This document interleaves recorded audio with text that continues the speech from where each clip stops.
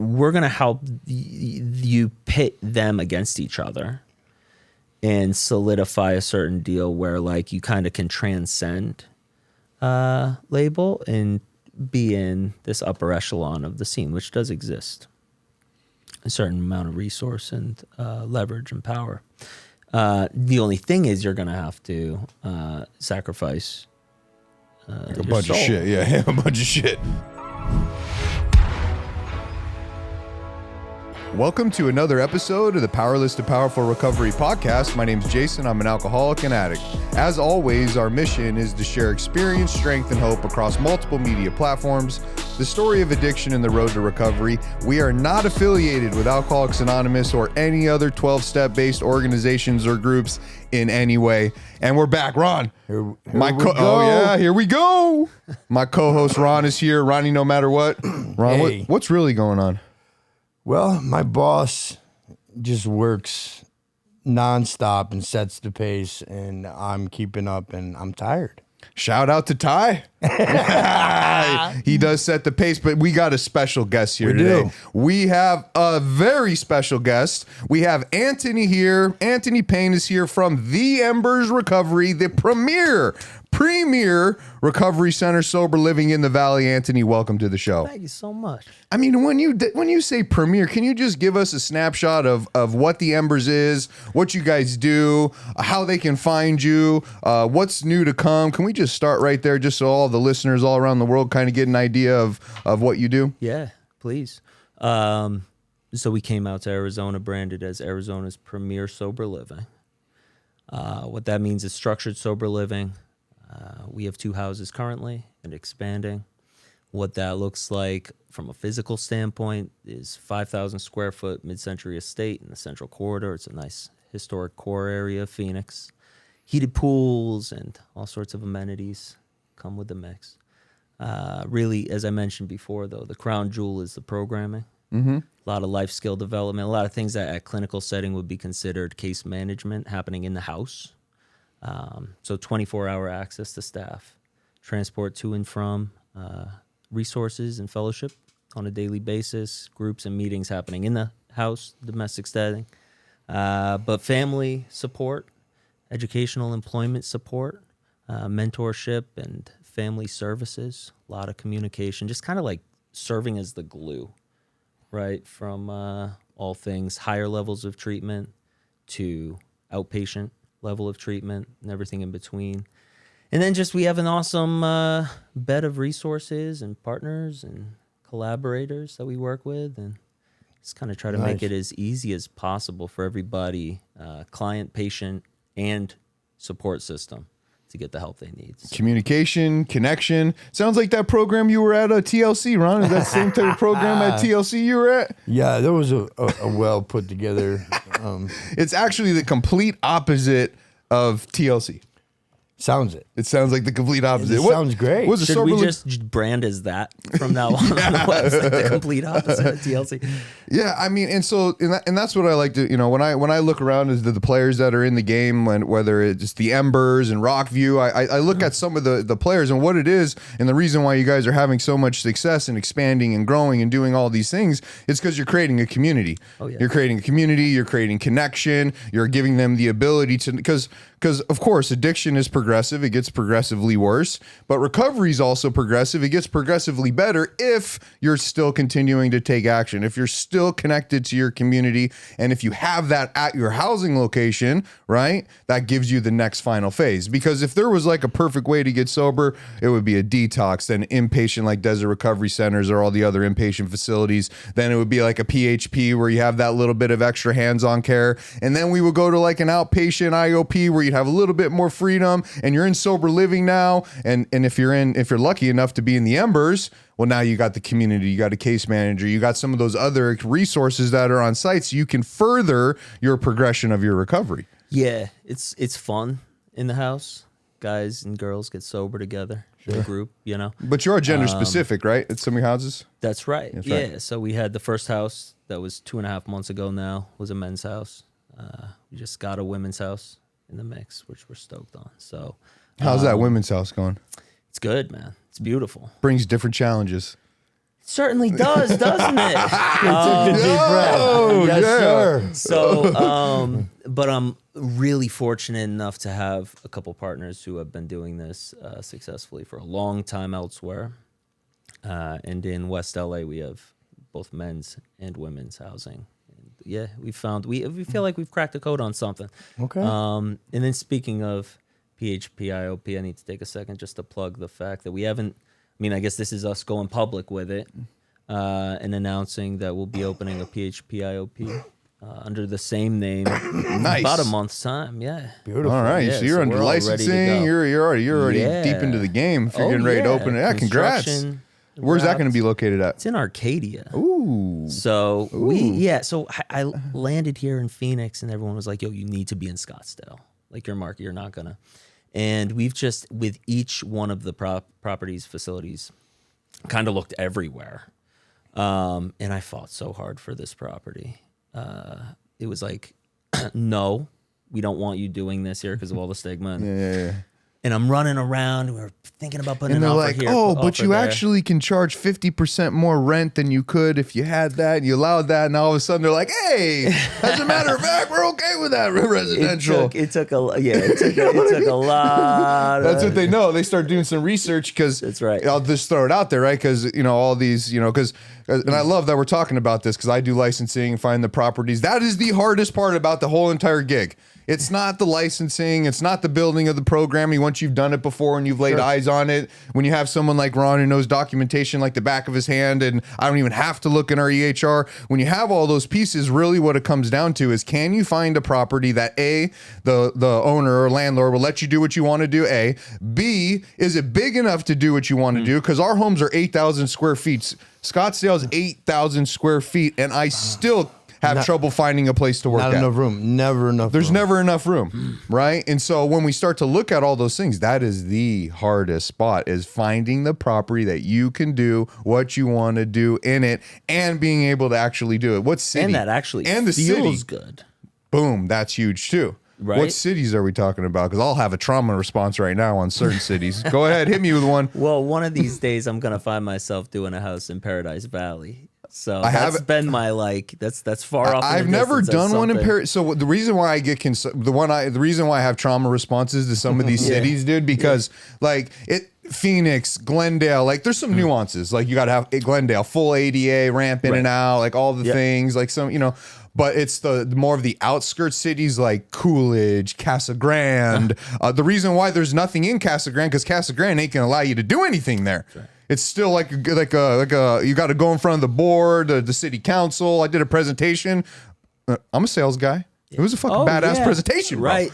They were like, yeah, nah, sorry, bro. Yeah, no. I was like, So Paradise Valley, it's the people. So Yeah. there's a radius you want to do a house there. Yeah, dude. Every single person has to check, yes, I want this. Okay, all right. in So my it's just neighborhood. like those smaller cities. And then what also is that question that you've seen on that box now that you know, where it says, are you a quarter mile away from agricultural land? Have you seen that? So now if you're a quarter mile, and I just did with the new ADHS portal, it's all digital now. I just did a modification to a license. And now, and I don't know, I could be wrong. There's plenty of people that know how to do this much better than I. But now from what I see, if you are within a quarter mile of agricultural land, you got to hire some like fucking architect or like some shit, I don't know, agricultural land inspector. I don't know, Facts. dude. But Facts. there's a lot going on. There's a lot going on with that. So that's the hardest part. Arcadia, dude, beautiful We're in there. area. I love it. So were we talking 10 bed or how many beds we talking? So it's PHPIOP. Okay, all The right. deal is this: like, we know what we do. We do it really well. We're not trying to do everything, but what we do, we have like a decade of experience doing. And we think it's a novel concept kind of here, where our structured sober living, we think it's matching the highest caliber of quality in the state. It in its own right stands up. That coupled with what we think can match the highest quality of PHPIOP clinical care, and kind of treating them as their own thing, while really having the idea that a symbiotic relationship between both, because that's what seems to be the problem sometimes, is somebody gets out of a facility like yours, right, and then finds themselves 3 to 6 hours a day maybe doing continued care, and then checking out and finding themselves kind of fending for themselves, sober living or accompanying housing, sure, it's good, right? But really, the majority of the time is spent in the sober living environment, right? So for the first 3 to 6 months in that first ever important first year, really we're providing access again to 24-hour care, resources, and tools. I love it. That we don't think exists yet here, you know. Yeah, you know what I hear, right, is the need. You're addressing the need, but to back it up from the beginning and just hearing your passion and where you're coming from with this, we say it all the time. Anybody can go get a nice house, right? Anybody can go get a nice house, you can go get a nice property, you can get the heated pool, you can get all the things, you can put all the things in the house, but it's about the culture. 100%. Right? It's about the culture, it's about your staff, it's about the passion that obviously you can hear it, right? Because you're thinking way from a different angle, right? And that's what's needed. And they call that in today's behavioral health world, oh, you're progressive. Yeah, you're damn right, because conservative doesn't work. Right. Being conservative in treating the human doesn't work. We've seen the outcomes over and over again. That's why with our program, we're very progressive. We're outside the box. Him and I are 12-step guys, right? Yeah. And there was a point in probably both of our lives where you can't even talk to us about anything else except that. We're not going to accept that from you. But our eyes have been open to all these different progressive ways to treat the human. And I love it. I love what I'm hearing, man. Thank you so much. Yeah, and it doesn't have to be one or the other. No, it does not. Right? Right. I'm a sober man. Two things can be true. That's right. That's right. Well, dude, I mean, you got to live in reality. And if I think that 12 steps is the only way and you got to do it the way I did and you got to pick up an 8-year prison sentence and you got to get strung out of prison to get more research and then you got to sponsor 100 men and teach a drug class and get out and work as a dude, everybody is different. So that's the most important part, is having a path. But what's also important on just like the company side of thing is how are we going to keep them safe? How are we going to introduce the structure? And how are we going to make sure that we're going to continue to push them forward and support them and love them the way through? And then there's just some things that you threw out there that we do as well, like gender specific. You know how many times Ron fell in love in the Medline? Are you kidding me? There's 4 girls and 1 guy on this 4-step. From TLC. I do know. From TLC. And it wasn't even co-ed. Yeah. Imagine that. You were supposed to take that to the grave, bro. Oh, my bad, brother. My bad. You forgot about the German Shepherd. Yeah, the German Shepherd. Oh, God. The house dog. Oh, man. I mean, but every journey starts somewhere, Antony, you know, and to get into this industry, pretty much all of us have a passion in some way. Our lives have been touched in some way, whether it's directly, whether it's a loved one, or whether it's a family member. I mean, and I don't even want to say it, but he's from Massachusetts, brother. Are you a Red Sox fan? Just say it fucking now. Yeah. Go ahead, Ron. I mean, what do you got? I mean, we're Yankees fans, brother. Yeah, I mean, we're Yankees fans. Sure. Yeah, I mean, we're Yankees fans. Yeah. I remember, Jeter, and I mean, you guys had a good run. I mean, I got it on my own. I mean, I don't know. Good. So I just want you to take a minute, just to kind of tell us what it was like growing up in Massachusetts and Salem, the family dynamic, just a little bit what that was like when you started to, because you're also a member of the recovery community in some capacity. So why don't you share a little bit about that, what it was like growing up? Oh, man, it was tough. It was not easy. My little bit of background, mom on one hand, grew up with, whatever. I think a normal amount of family neurotic dynamic, but like pretty cut and dry, pretty middle America normal, And my dad, I feel pretty confident sharing about this, but he grew up in just trauma, just like day one, a lot of abuse, a lot of really hard things. And as time passed, he developed alcoholism, found himself, he's from England. 16, okay, hold on. Who's he like soccer? West Ham United. West Ham? All right. Yeah, see, it's just, it's respectable that's where he's from, because there has to be conviction there to follow what, Yeah, I'm a Chelsea fan. Fair enough. But I will say, when Zola was on the team, so before a billionaire owner bought the team way back when. So I was a fan before they had the money. Okay. Tell your dad that. Shout out, Dad. Go Hammers. Nah, I can't even say that. Go ahead. Appreciate you. Yeah.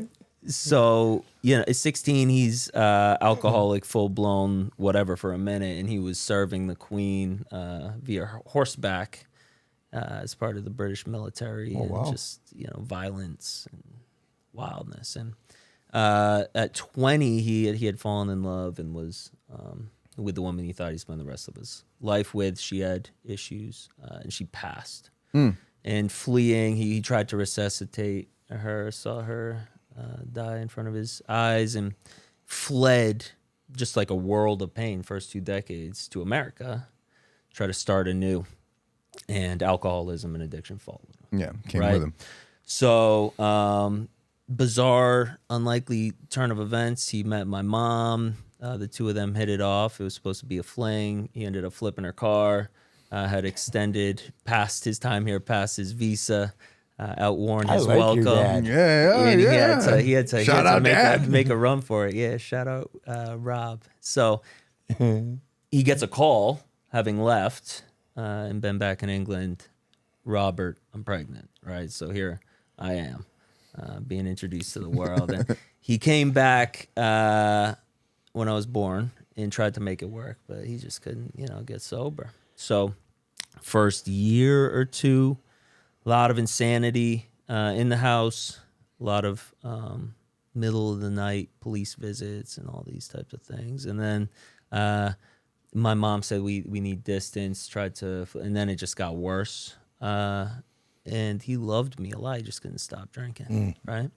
So in and out of jail for him, a lot of scenes. Now when I'm 2, 3, like just kind of like seeing other kids' parents, just like picking them up from preschool, and mine's in the parking lot getting arrested, Yeah. A lot of that stuff. And then eventually he, when I was 4, had been into jail, in and out, but he was going to do 10 years and, got the opportunity to leave permanently, and he did. So at 4, it was just me and my mom. And from there... Did your English accent just come out right there? Maybe. Did you just hit us with a mum? Yeah, I like that. huh? Okay, all right. Just yeah, and then the Boston comes out. yeah, I know. too. It's confusing. It's confusing, dude. Huh? I'm gonna try to wrangle it in. Okay, all right. Just for the listeners. Yeah. Man, 4 until 11, 12, just didn't really know what to do with myself. And people like around me, other kids would be like, dude, your life's kind of weird. Like, is it hard? I'd be like, no. So was mom always at work and you were always home by yourself? Yeah. Yeah, so you could do whatever you want to do, pretty much. A lot of that. Yep. A lot of that. I started getting into trouble. And I also started enjoying things like sport. A lot of like escaping through. I mean, I was a good athlete. I was an artist. I had things that I enjoyed to a degree, mostly as a form of escape, right? And then one day, I found my first love, alcohol, right? In a basement somewhere. What'd you drink? What was the first thing you drank? There was a lot that night. A lot of vodka, beer, touch of whiskey. If I remember correctly. A little bit. Ron, what was the first thing you drank ever? First sip of alcohol. What was it? Do you remember the brand? Yeah, I do. It was Seagram's root beer schnapps. What? I drank a Is that even a thing? I drank a whole we stole a bottle of it out of the garage of, shout out Amy Rowe. Shout out Amy. Her dad was a Seagram's distributor, and he had all this That's how we weird got the root beer. Yeah. They had root beer schnapps, peppermint schnapps, just cases of this stuff, and I stole a big bottle of it, and I drank that, and that was not good. You know what we used to do? We used to do Bacardi Limon, right? Yeah, I remember. So what we used to do back in the day when we were young kids, there'd be a couple of, so there's 4 of us, right? We would send 2 go into the store, right? You grab a cart, you get the Bacardi Limon, grab 3 or 4 bottles of Bacardi Limon. Then you go to the garden section. Okay. Now you just leave that cart by the side of the garden section, the 2 that are in there, and you just walk out. Now you got the other 2 that are on the other side of the fence in the parking lot that can reach their hand right through there and just grab it. Yeah. Boom. And we used to do that, Bacardi Limon. Just a little fun fact for you. I don't think you can do that anymore. Yeah. So when you start drinking, you drink that one time. Does it start happening more frequently? Mom's gone more. Is it get more consistent? I mean, how does it? That night, all of a sudden, I had a solution for a problem I didn't really realize was a problem. I don't know if that's denial or just trauma or what, but just to be around strangers on this one night in Greater Boston, I just felt like the stars aligned for me. Like life is perfect. You know? Alcohol became our solution. To be me is okay. Yeah, and that was all I had, right? That was the solution, like you said, for everything. And you're like 12 years old, so we're talking like go 6th, 7th, 8th grade. Yep. So now are we drinking more frequently, or is it just? Oh yeah. Okay. Yeah, and that's things like increasingly so. Granted, Listerine and stuff when I can't get the good stuff. Oh shit! You know what I'm All talking right. about? Like I really enjoy. Say no more. Listerine. It's 20%. It's not nothing. Have you ever drank hand sanitizer? Yeah. Dude, scented? I mean, it's all scented. I know, but if you You're get talking about like floral. Woo! So we were in county jail. Fun fact. Sorry, Mom. We're in county jail. You just whatever you can do, right? So we used to send people over to medical, and medical. They would go to medical, then county jail, and always in medical, well, they have hand sanitizer out. Sure. Right? So we would send somebody, and you would try to jack some hand sanitizer and come back. Well, they came back with this big ass bottle of hand sanitizer, but I didn't realize it was like scented. Yeah. Right? Yeah. And Yeah. it worked. I'm sure It worked, dude. But I will never get that. Ugh. No. Ugh. If someone drinks hand sanitizer, We were putting a cool off. You can smell it. It like emanates out of the pore Yeah. for a day or two. And we were, we're like, we're gonna make what's it called when you make orange juice and vodka? What's it called? Screwdriver. We're like, we're gonna get orange cool off packs, some hand sanitizer. We're getting turned up tonight, dude. We're making. Yeah, it was horrible. How'd that work Yeah. out? You puking? Yeah, it was bad. So I understand. So now it doesn't matter. Now you're seeking, continuously trying to get to that point where you feel a part of, you feel secure. Just okay. Okay. Right? Yeah. Just okay. Because what ends up happening now is you start getting into high school and you went to like 17 different high schools. I went to 4 different high schools. Oh, my bad. Okay. So Respect. so is that because the hand sanitizer is Bro, readily that's just available, because or I couldn't Get it I together. didn't get it, bro. Get it I together. didn't get how to be like a human being on a fundamental level, and I'd enter into the environment and start fights and just like do weird. Did you win a shit lot of for fights? Just no curious. reason. I got better as time passed. Thank you. I like that answer. Yeah. I didn't. So as time passed. Okay. Yeah, and then I mean later I ended up that there was like an addiction to the adrenaline. Yeah. So later, to flash forward, coming into my 20s, I would start fights with groups. Because you pick a fight with 3 or 4 dudes, and there's no easy way out, and it doesn't end as easily. And there was just something to it all that I got really into. But yeah, Okay. yeah, that type of mentality made it hard to exist Since you got to think in problem. a civil setting like a modern high school. Sure. Yeah. And so just in and out of different.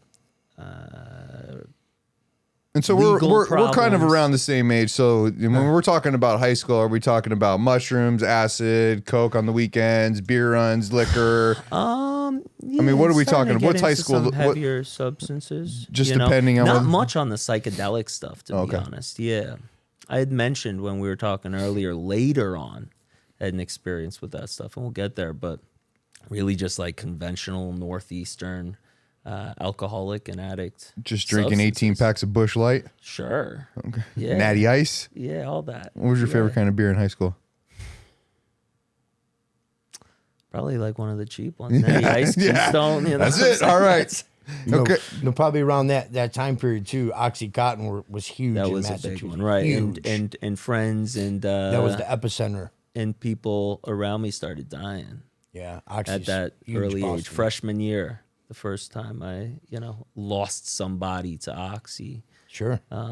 Yeah, Those are the days when it was $1 a milligram. They were $80 for a pill or something like that. Yeah. Yeah. Oh yeah. I mean, so what year are we talking? It's got to be. So I ended up graduating high school. That happened.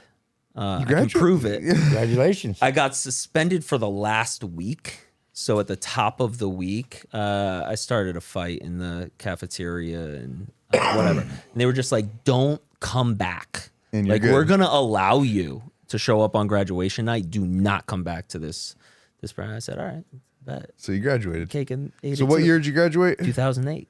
2008. Okay. Yep. So 2003, 2004, 2005 is when I got caught writing prescriptions. And that's when it was easy to do, to get the oxys and all the things. 2008 and 9, 2009, 2010 is when they took them off the market. Right. Okay. Now I'm familiar. Okay. So now as your progression, you graduate, right? But are you drinking every day? Are you physically dependent to drugs and alcohol at this point? Yep. And second half of my senior year, I had a court mandated curfew and about 1,000 hours of community service. So I spent a lot, but went back to spending more time alone. Started doing more drinking and using alone. And got into college. And then You know what goals are you don't achieve? What's that? You know what goals are you don't achieve? Good ideas. Yeah. You had three college good ideas. Good ideas. I had a whole bunch of college good ideas. that I didn't even, in retrospect, really want for myself. You know, I was just kind of going. I was asleep, Existing. guys. Yeah, Just like existing. just sleepwalking and not being able to make sense of it all, but not knowing what the problem was. I didn't think I was deserving of a solution. So why seek, more knowledge about a problem? You know, so I ended up getting cleared from the court mandated 7 p.m. curfew, where I had to go to probation every day and made really good. See, he had a friends with my 7 o'clock PO. curfew. You got kicked out of a whole state. Whole state. How'd that happen? I mean, Why did you get kicked out of New York, Ron, for good, for life? Wait, what? Can we talk about that, or is You can't go is it back. statute of limitations? There's or a lot in New York. Yeah. Yeah, I got another show, another time. No, yeah, I got kicked out. I mean, I was a juvenile. I was just getting ready to turn and be an adult, and basically they were done with it. That was the first time. Okay. And then I didn't listen. I was supposed to go and do all these things. I was supposed to, Yeah, they said seven curfew, go see the PO every day, do all the things. I didn't do any of it. A decade went by, I got in trouble again, and they're like, "Hey, wait a minute, you never fulfilled all this stuff. Get the hell out." So, Wow. basically, How long ago was it? 2001. Okay. Have you ever tried to go back? I did. Yeah, This well, Christmas. as a matter of fact, he was This just Christmas, there. I just went back. Yeah. Oh, you did? Yeah, they don't remember me anymore. Yeah, we for had to you. get him a fake ID. We had to work the 12 steps through the whole process. We had to make some amends, There you go. do step 1, a whole bunch of things. Lined out character defects from step 6. We Yeah. turned them into assets, and here we are. It was a I'm win. so glad. Great trip. Good. Really good trip. But that's what starts to happen though too to you now, right? Because we never think it's a problem. I didn't think it was a problem when all the craziness, drops out of college, the car accidents, the injuries to others, the injuries to myself, the harm to cause my family, the losses of businesses, the prison sentences, the jail sentences. I didn't think it was a big deal either any of those times. I thought it was Peoria's fault. We were trying to relive 97. 1997 was a Yeah. good year, brother. Yeah. Right? And so every single time you enrolled in one of those colleges, you had the best intentions of, this is going to be the time, I'm going to do it. Did you have those intentions, Kind of. or were you just No, going man. through the motions? Like talking about relive 97. I remember early on in my drinking career, there was a buddy I had, next door neighbor, best friend type deal, who like we were awkward and weird and had our own problems together before using and drinking, right? And then we discover using and drinking together. And early on, I remember walking into the woods with him with whatever, a big case of beer and drinking them and walking and drinking and walking. And then at one point, looking back at him for a moment, he had stopped walking. He just, right? He lets it out in real time. And then looks up at me. And he has this smile on his face. And I felt this brotherhood that in all the years we had known each other as children before drinking wasn't there. And that's what I was after, right? So it's like we loved each other as two angsty, problematic young boys could before alcohol, but I couldn't be myself. Where's he at Right? today? He's sober. Yeah, that's my boy. That's what I'm talking about. Shout out Ted. Shout out to Shout out Ted. That's So what I'm yeah, talking just about. trying to really again relive those early moments where like to be me here now. It was a spiritual experience. It was like Ram Dass, be here now. It allowed me to just be myself. I just whatever set my eyes on that and never looked back. So it stopped working as well. All the meanwhile, the rest of my life is falling apart. I'm hurting everybody that cares about me, and I'm losing a grip on reality on like a fundamental level. But I didn't stop yet. Went to college, failed every class. I was at Wentworth Institute of Technology for architecture. Oh, you're not going to community college either, brother. Yeah, well, then I went to Salem University, studied psychology and philosophy for a semester, and then went to the School of the Museum of Fine Arts for, fine art. He's artsy, brother. He's artistic. It's a beautiful place. Yeah, he's artistic. Yeah. But what ends up happening though is every time you go to one of these schools, you bring your drug problem, your alcohol And it problem just- with you, yeah. and it doesn't work out. So Dude. then what ends up happening now from here is you just start going in and out of treatment, in and out of detoxes, and you're getting some periods of sobriety, and then you're not, then you are, then you're not, or do you go to Florida? What's the next phase? You probably, I told you that, but you could have guessed it, right? At that time and place, being where I was. But yeah, that's in and out of psych wards at that point. Really big in the detoxing and psych wards because you just go in and say, thinking about killing myself. And it's, Detoxing and psych Easy. wards is so much better. yeah, man. I've done it a few times. Yeah, I did it a lot. The last couple of years, it was every couple of weeks, doing tours. And at first, like my friends and family would visit, right? Yeah. That stopped. But yeah, man, doing a lot of that, not really wanting to live, not yet wanting to die. And then Confusing. eventually it was like, it's February. I'm either just going to be homeless in Boston at 22 or my last commodity, my mom's insurance plan would bring me down to South Florida or I go to rehab 30 days for the first time. This is new to me. A lot of psych ward type activity, never a posh program. Yeah. or so it seemed. So I got this pamphlet and I saw South Florida. So we're talking South dude. Florida in 2000. That's why we Florida, got legit 100%. script. Sons of bitches. That's why I gotta do legit script for motherfuckers like that have those goddamn flyers, and you think you're coming to an 8,000 square foot. So check it out. Yeah, tell me about this shit. I see the building, and then I see a volleyball court, and then I see the beach. Yeah. And I'm like, bet I'm gonna walk outside of the door every day, play a little volleyball, and then just take a swim, right? And I land, and out. It took like a day or two for me to just like be cognizant. And I look around and I realize like, oh, there's the building, there's the volleyball court, and that's just a fence. Where's the beach? There is no beach. They had photoshopped the beach into the image of the facility, right? Yeah. So I was dealing with that type of. They're talking scuba diving, and In the all pool? this they were saying we're gonna go scuba diving, we're gonna do all these things, and that none of that was there. And I was just in Lake Worth, Florida, Palm Beach County.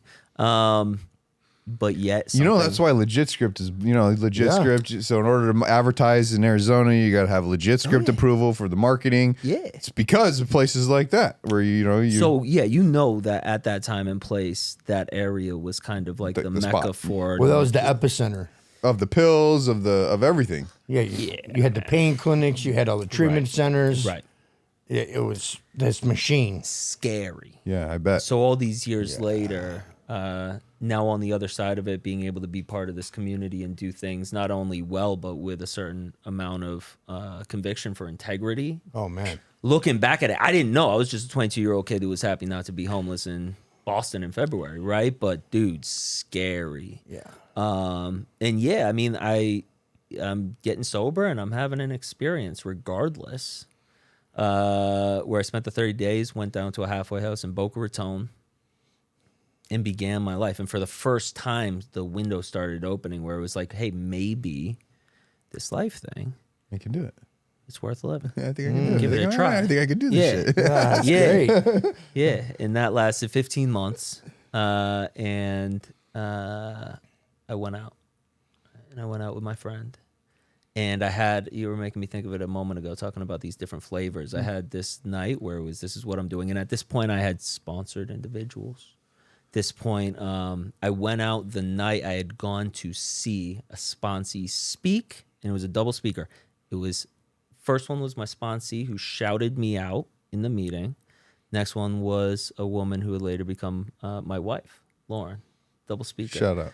And I'm sitting there, and I'm just like, I'm going to drink tonight.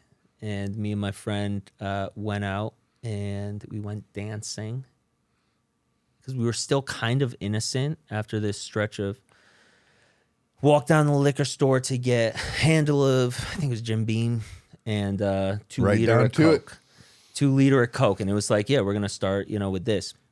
Went to the bus stop, and I just remember, right, 15 months now away from it, cracking the Jim Beam, taking a swig, continuing the swig, putting it down and thinking, what the fuck do I need this Coca-Cola for, right? It was tastier than ever before, and it was off to, whatever. Insanity. Crack, Dilaudid, Yeah. all these things, and ending up in a hotel room, extending my welcome beyond its welcome, and back to that same rehab. And so you go back to that same rehab, and then so at some point though you find recovery, and you also through us recovering ourselves physically, mentally, emotionally, and spiritually, we also recover like our passions, like what we like to do again, and things that we're good at, and where we like to pursue, and music is something that you like. Yeah, we can right? talk about that. Yeah. So then you end up going out to LA, and is this right So after this time 5.5 period? years I'm in Florida. recovery in Florida after that. So at that point it took, so to speak, for some time. And I did a lot of things right. Not everything, but I had a really meaningful experience in that recovery. And like you said, at that point. So to flash back a little bit, I had the only thing I really had growing up when I had denounced my Irish Catholic upbringing and become this sort of problem was music. And I loved it so much. And I had a weird knack for it, like when I was 5, 6, 7. What kind of music? Everything. Okay. I would be... What'd you listen to on the way here? Right before I came, I was listening to Kaya, the album by Bob Marley. Oh, I like a little Bob Marley. Okay, legend. Kaya is Okay. one of the best, maybe one of the best 10 albums of all time, to be honest. It's amazing. But so whatever. I would be, before I had drugs, I had music. I'd be in the car, and my mom realized that I could like memorize a song after hearing it the first time.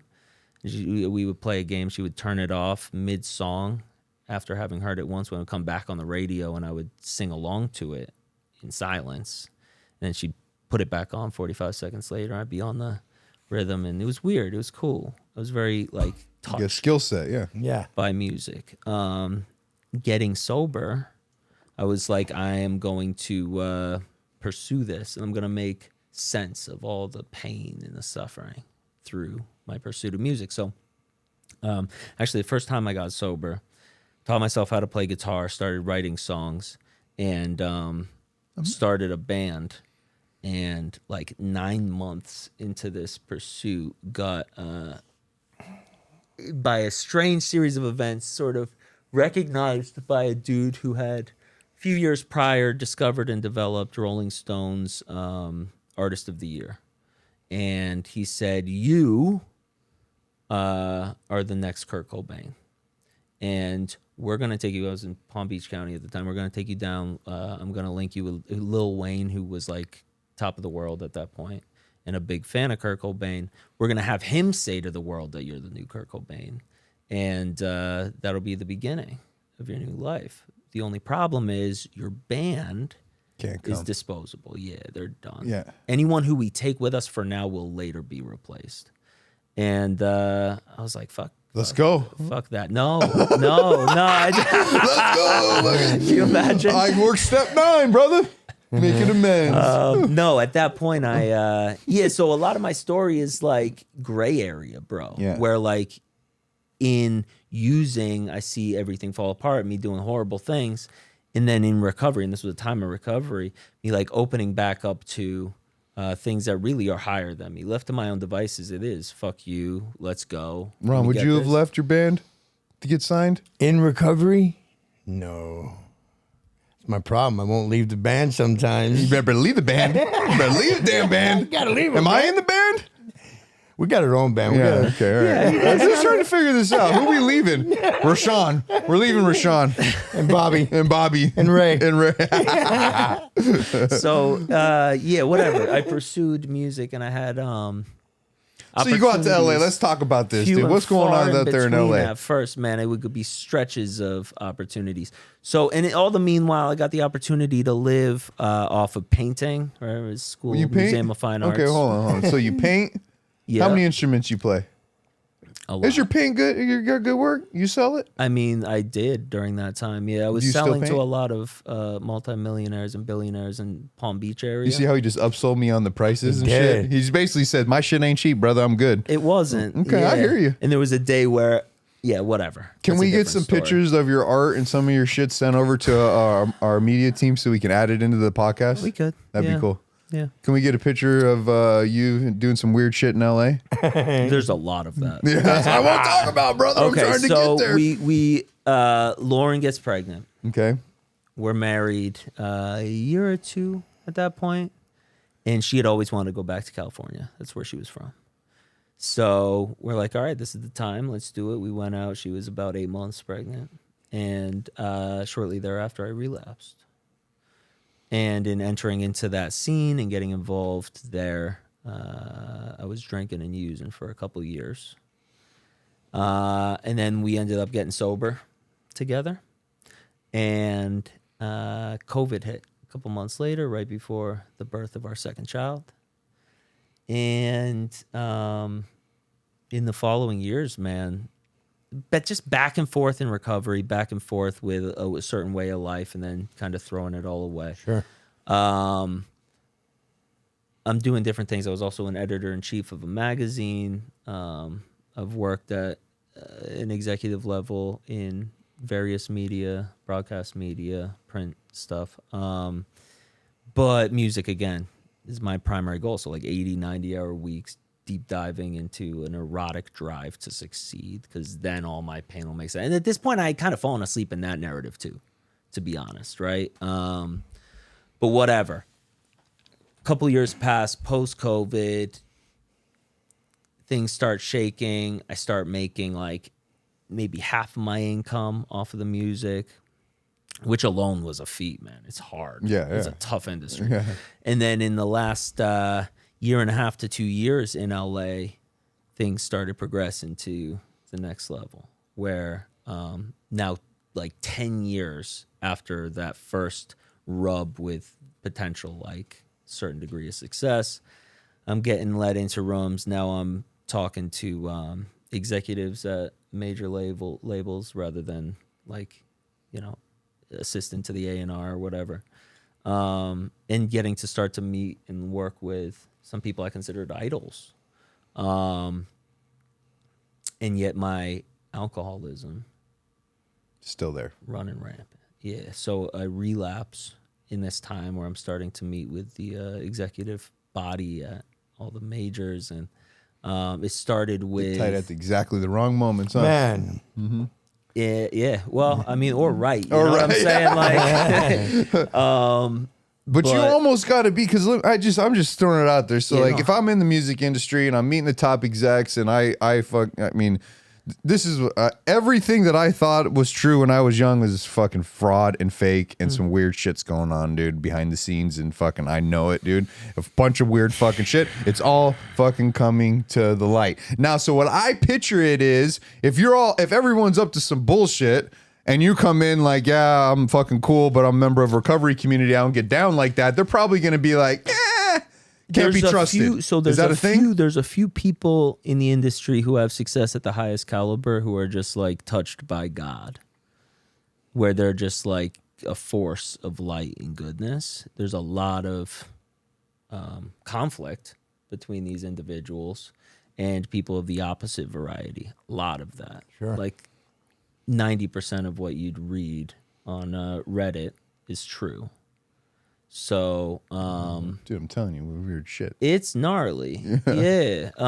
So that relapse looked like starting with Delta 8 CBD, thinking I'm sober, getting high, basically smoking weed, and then kratom, getting addicted to that, which is like actually a real issue. Yeah, no, it's my crazy. my Huge brother. issue. My brother had to take Suboxone to get off of it. Dude, I'm telling you, real. No. it's just like heroin. Yes. Or it's an opiate. No, I know people who have kicked dope. No, it's and worse. Can't.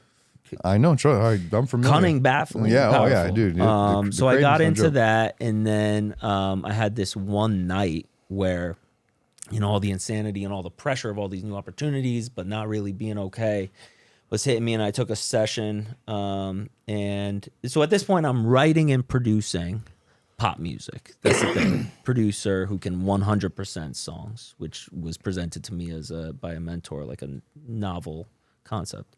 And I'm in this session, and I have a collaborator come in, sort of other producer that I worked with sometimes, good friend, brings in these mushrooms, and my guy is normal. He's not one of us. Brings in these chocolates, and well, what's going on over there? And he says, yeah, I microdose, bro. It's I said, okay, let me try this microdosing thing with you. And I take just one of the chocolates. Yeah. And dude, I was down bad. Like last day, last stand, spiritually, just know it. It's not. And I take this little piece of chocolate, bro, and it just, again, I get this with a new form, this spiritual experience, like a real contentment, peace. And I'm tripping. And at the end of the, Do you feel it? So like you microdose it. the microdose, yeah, it was just vibey, yeah, right? I'm yeah. not like full on hallucinations, but first time You felt it, yeah. feeling it. Yeah. And the session ends, artist goes home, collaborators go home, and I go back. I'm at the house. Lauren was just done putting the kids down. She was in their room. I'm in the kitchen, and I just have this moment, another sort of foxhole prayer moment where I said, God, if you're real, if you can hear me, please, in this moment, make it abundantly clear. And instantly, Lauren comes out of the kids' room and just sees me, walks right up to me. And she says, I love you so much. You're doing so well. It's all gonna be okay. Keep going. And she gives me a hug. I give her a hug back, and she starts tearing up, and I start tearing up. You're like, oh shit. You're like, oh. No, do you get this? She steps back, and she looks me right in the eyes. She says, you are my son. I said, what the fuck did you say to me? Right? I had just said, make it undeniably clear. Instantly, she comes up, she says, I love you so much. You're doing so well. Keep going. I'm so proud of you. You are my son. So what the fuck did... And she said, you're my son. Like, you're the center of my universe. Oh, shit. Right? And just for a moment, I'm still tripping.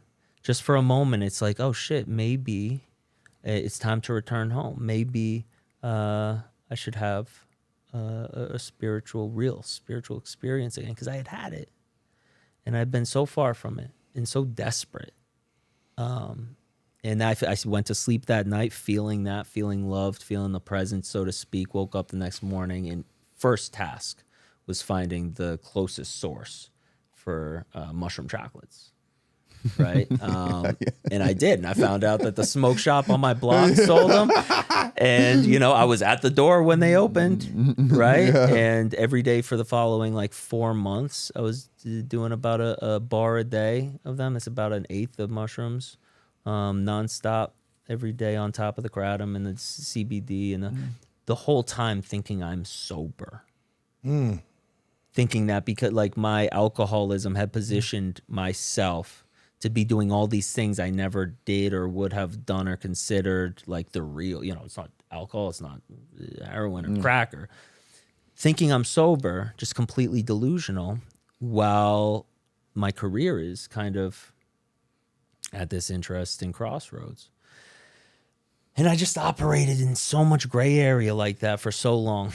And some months later, I'm just losing my mind. And there will be pictures, I'm sure. But I'm just like, I'm a weirdo, man. And it sucked. And eventually, one day, I wake up and for whatever reason, I go and I visit my mom at her work. She worked at a hospital in Pasadena. And I visit her during her lunch break. I'd never been there before.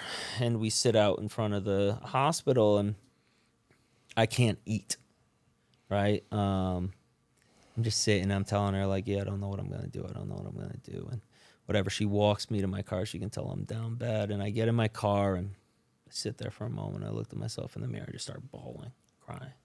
It's like done with everything. Yeah. And I look in the rear, whatever, and I could see she's just standing there. She's just watching her grown-ass son. Have a meltdown. Like, oh, fuck. So I get out of the car, and I'm looking at her, and then the thought comes, this is the last time you're going to see your mom in this fucking parking lot in Pasadena you've never been at. After all this, the whole story, right, and more that I just told, this is it. And went home. And yeah, on that day, I had like a 33% chance of killing myself, I think. Leaving my kids and my wife and everybody behind. And for whatever reason, I called my friend Ari, who the previous time I had gotten sober with. Now, keep in mind, I'm still thinking I'm sober. Call Ari, shout out Ari. He's like, yeah, I'll pick you up. It was Monday night. It was my favorite meeting of the week. In this backyard in East LA at a friend's house. 40 dudes around a fire pit. Nice. Cornhole and shit, just whatever. It's a vibe. And he picked me up, and I'm like really like rigid and kind of weird, but I go anyways. And I'm listening to the message, and I'm hearing people share, and something happened, man, where I still think I'm sober. Maybe I needed that because I heard 3 other people who would basically, we didn't do chips at that meeting, but like they took white chips, like they were surrendering. And at the end of the meeting, I went up to each of them, introduced myself, and traded numbers. And the next day called all 3 of them. Just like looking to whatever, get sober, but also be of service. A week later, now actually sober for a week, realizing as I talked to my new sponsor and talked to people I respected, like, oh, no, you have not been sober. You do not have 3 years of sobriety, right? Like, are we going to do this thing or not? And I'm really grateful. Thank God, I said, all right, I'm new here again, for the 4th or 5th time. And just dove back in, but kept calling these dudes and then going to meetings and calling other new dudes. And that never stopped. And I think that's the only reason I'm sober today. There it is. Because from the gate, I've been looking to help out. And I didn't have the time this time around to just focus on myself for the time it would have taken me to get through the steps. I had to be already looking to help. So did that, got through the steps, really awkward, hard, weird, scary, a lot of resentment, a lot of self-loathing, and a lot of moments of freedom. But I didn't really get like deep freedom until I was on 10 and 11 this time, where I'd had like in previous sobrieties, like, really meaningful 3rd step, really meaningful 5th step experience, really deep 9th step, making amends, helping clear the wreckage.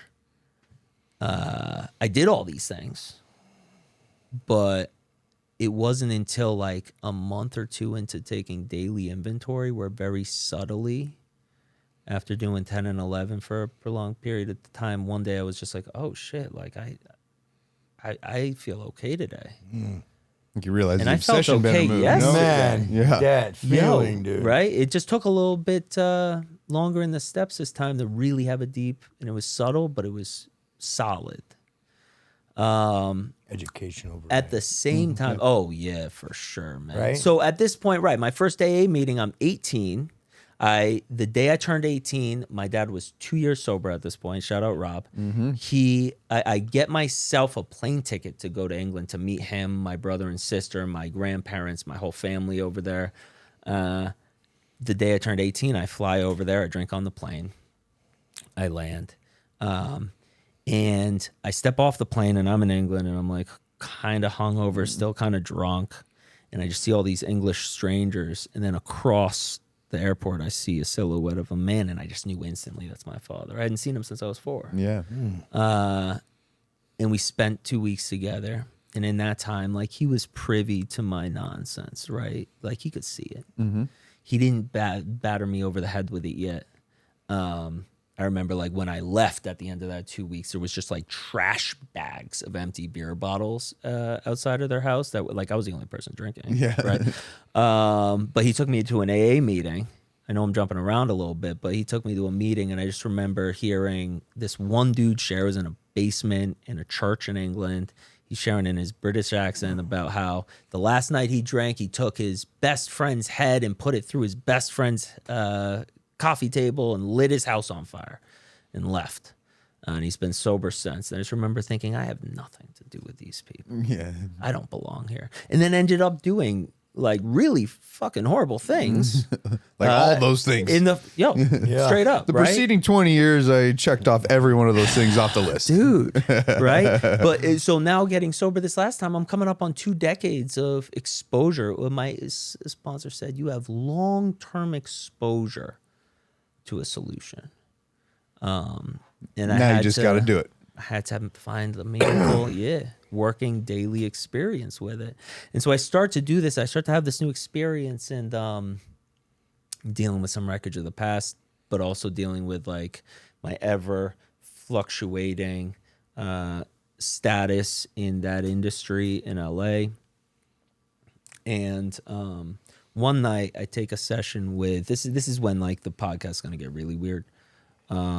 I take this session with this artist who had been a child star of sorts. And he shows up drunk, right? And I got like 3 months this time. He shows up like pissed. And he had just broken up with his fiance who was more famous than him. And he's just talking about it. And like his whole team is in the studio, my studio, and they're just like trying to desperately pander and cater to this man-child. And I'm just like, yo, this sucks. Like, this dude can't sing. We're trying to get it. I had written and produced the song, and he just can't do it, and it sounds like shit. But in this session, there was a figure present who had an interesting moniker tattooed on his body. And I asked him about it. And he started asking me a lot of questions. And over the course of this session, in between trying to get this drunkard to sing the song that he did not end up singing, he'd like go out to it, call an Uber, and then like go out to the Uber and be like, I'm leaving. I'm not doing this shit. And like his team would have to like calm him down. Oh God. Hours. Delicate genius. Yes. But he couldn't sing. That was a problem. And then I'm buddying up with this new this guy, right, who I ended up learning more about. He's in the sort of background of a lot of movement out there, and was a part of a certain ancient sort of boys club with a lot of power and resource in that space. And him and I prospected the idea of working together in various ways, and then he floated me what would have been an honorary membership of said boys club, and like kind of put the whole thing on a platter for me. So I had at that point met with and was working out a potential deal with one of like 4 or 5 majors. With this offer, it was like, we're going to help you pit them against each other and solidify a certain deal where like you kind of can transcend label and be in this upper echelon of the scene, which does exist. A certain amount of resource and leverage and power.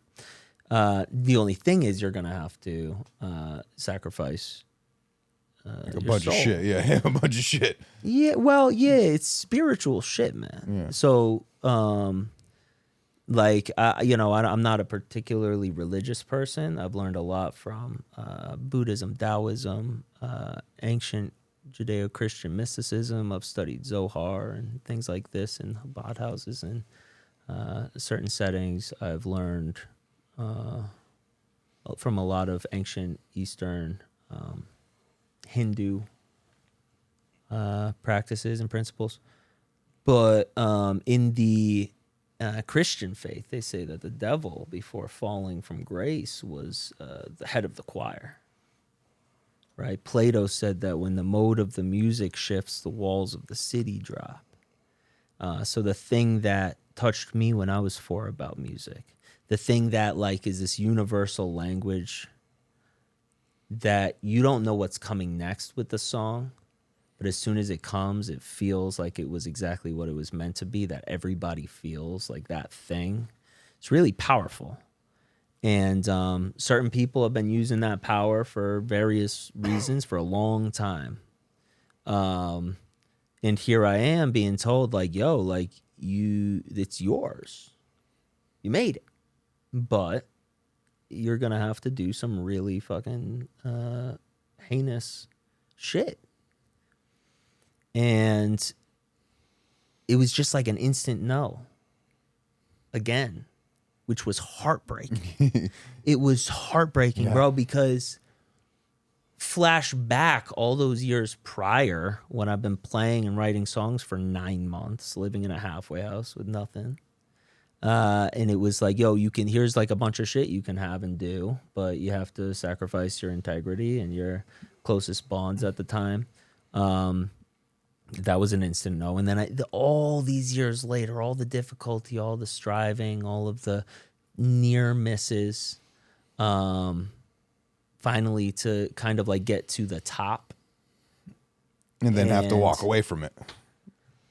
Fuck, dude. Yeah. So, but then you walk away from it, and then how do you make the transition? I mean, we could do a whole nother episode just on that. I don't know how much you'd even want to talk about that, but from that node turns into. So I got 3 months sober. Yeah, and then and it turns. I look around and I'm like, so my mom is in LA, my kids are in LA, and Lauren, obviously, my wife, we're all out there, and I say we're moving.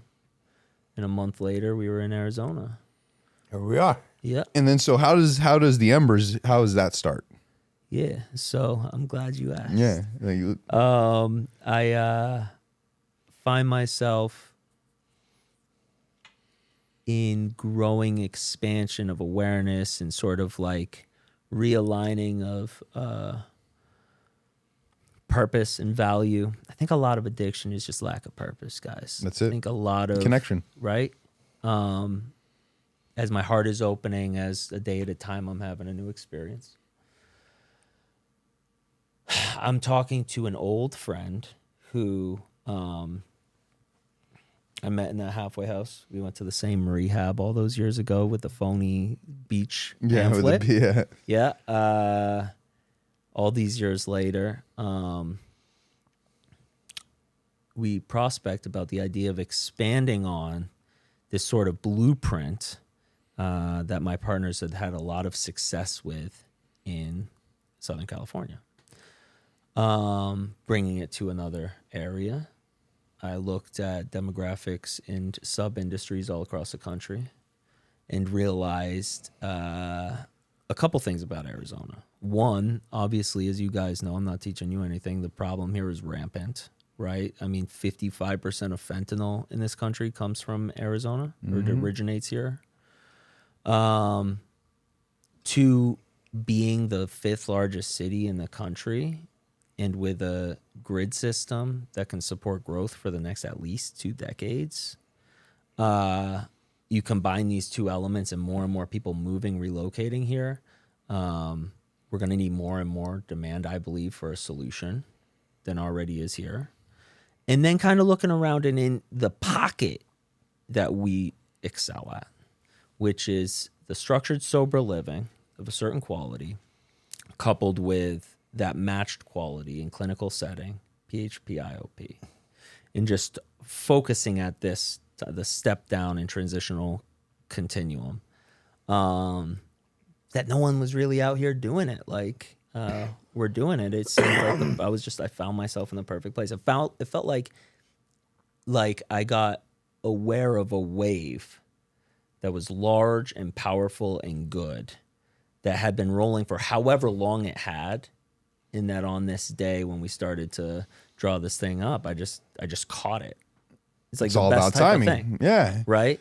But that something bigger was working behind the scenes for a while on this, and that really all me and my partners and everybody now that works with and for the Embers. And so has you had have to 2 do houses, 20 beds Yeah. total, and then we have currently, and then Yep. we have PHP, we have IOP coming. We're in the central corridor. You got gender specific locations, structured programming, all the amenities, all the things. Yeah. What we also have is like already in here in Arizona, like the moments where I've gotten the privilege to see dudes like meeting individuals who require detox because they might die in the next hour on fentanyl. Seeing them come into our programming and seeing moments where the light comes on. Yeah. I mean, that's And the sparkle in the That's eyes the juice. happen and a smile returns. And I realized like, yo, hold on. After a couple weeks of seeing the smile return, I might be getting more of this individual's true self than even their parents have gotten so far. absolutely. And what a privilege. Like that's what we've gotten to do. It's been relatively a short period of time, but to see faith restored in individuals that maybe this thing is worth showing up to, that maybe anything is possible in this, to see faith restored in the support system, the loved ones, a generational disease, right? An illness. It's all about the outcomes. I mean, that's what we're having at Desert Recovery Centers. That's what you're looking for at the Embers, is all about the outcomes. So if someone wants to get to your facility, they want to reach out. First off, man, I really appreciate you coming on today, sharing your story, talking about everything you do. Once you get the IOP, PHP open, we want to have you back on so you can talk all we're about a month it. out, so don't make promises you don't want to Well, keep. you're at the studio. You know with where it's it? located. I'll be back in a month. We'll be man. back in a We're month. here. We're all staffed. We're built out. It's beautiful. We're in a freestanding location and lot in Arcadia. So how can they get a hold of you if they want to get in touch? Well, they can give me a call, or they can call. It depends on what we're looking for. We have an admissions line. It's online. You could go to right now. The sober living site is live and active and beautiful. It's embersrecovery.com. And then the outpatient site, we're going to be launching it soon. Like I said, I haven't announced this officially yet. You did now. You did now. That's right. When are we going live with this thing? It's probably right when you open this will be going live. Okay, good. Yeah, it'll be going live. Ron, where can they find us at? They can find us on Instagram. Of course, IG, TikTok, Ronnie, no matter what. Jason and Sarah on Instagram, Facebook, and desertrecoverycenters.com. You could talk to the robot you. Yeah, the AI bot me. AI, But if anyone's looking for sober living at the highest capacity and standard, please reach out to Anthony. Please reach out to the Embers. We look forward to having you back on the show, man. And just thank you for your time, sharing your message. It's been an honor to have you on the show today, man. Thank you so much. Me. You guys are so good at time. this. This is dope.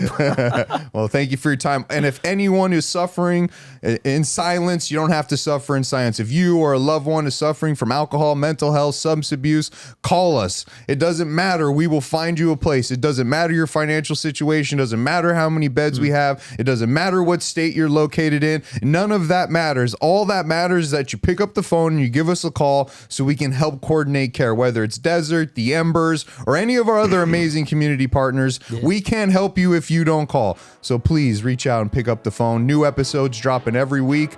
We appreciate all the listeners. So thank you guys all very, very much so. Thank you. And thanks for being on the show.